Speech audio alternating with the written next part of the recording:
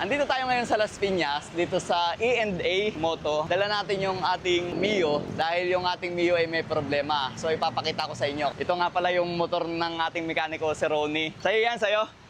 Hindi karnap yan? Hindi.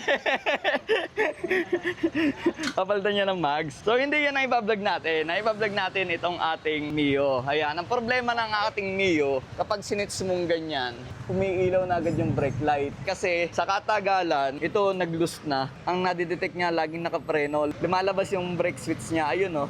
Dapat kasi yan ganyan. Katagalan, hindi na siya bumabalik dahil nakaganyan na lang. Papalitan na natin. Kasi 2011 model to. Ilang taon na? Magpi-15 years na. Kasi December na ngayon eh. Siyempre, ipapalit natin. Hindi ko alam kung bagong labas ng TRC to. Binili na lang natin. Pag binuksan mong ganyan, ayan oh, brake master ng TRC. Isang set na yung binili natin. Kagandahan dyan, may kasama na siyang keychain at saka mga sticker. So ito siya, pakita natin sa madlang people. Yan, isang brake master. Lagay ng fluid. O, di ba? TRC. Ang galing nga. Tapos itong kabila, cable type naman tong preno nito, kaya ganyan yung itsura niya. And then may brake switch din, di ba? Ayos, kabit mo na. So ito yung isa na may fluid. Sinusukat niya yung TRC kung kasya. Ano sa tingin mo? Kasya o sasabit sa ano? May adjustment gagawin?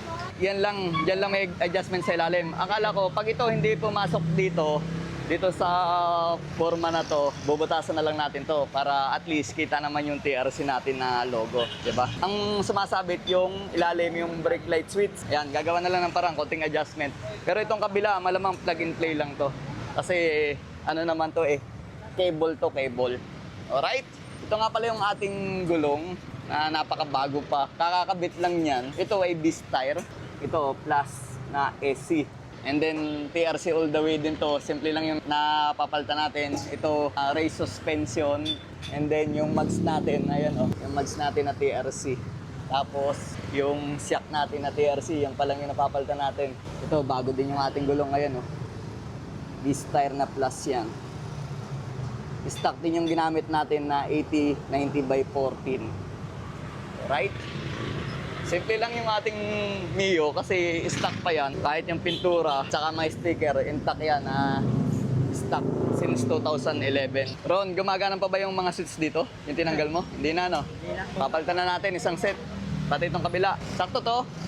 Sakto. Papalitan na natin yung mga switches dito kasi kupas na din. At saka yung signal light, hindi na gumagana pag bandang kanan. Pag bandang kaliwa yung signal, okay pa. Ito yung sinasabi ko kanina, yung switch ng signal light, tapos yung busina, at saka yung high and low. Ito naman, saktong-sakto para sa Mio talaga. Ayan, replacement nga lang to.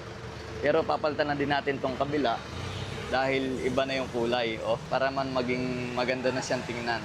Okay, ganito yung itsura niya after na ikabit ni Ron. Ayan, kitang-kita yung TRC. Saka siyempre, ano ginagamit mo na ano, DOT3 na synthetic brake fluid ng Extreme 1. Nagre-reflect lang eh, pero Extreme 1 yan. Oh, ayan. Alright. Bibleed lang ni Ron ng konti kasi hindi naman talaga lahat tinanggal. Saka ang ginawang adjustment ni Ron, hindi niya pinagana yung brake light switch dito. Ginamitan namin ng hydraulic kasi tutukod dun sa adjustan sa side mirror. Hindi na namin pinilit. Pinalitan na lang namin ng brake light switch. Ayos Ron, di ba? Ito, walang problema dito sa kabila kasi cable lang naman to. Alright, okay na, di ba? Ang ganda na ng preno natin. Saka yung mga switch natin, bago. Ayan. Yung mga signal light, tapos busina, high and low, switch ng ilaw, start, bago na uli. O, diba? Napakasimple. Ito yung gusto ko sa motor eh, no? Napakasimple lang tingnan. Naka-TRC tayo na mags. Halos yung iba, stock pa. Siyempre, yung gulong natin ginagamit, beast tire yan. Alright, ride safe everyone.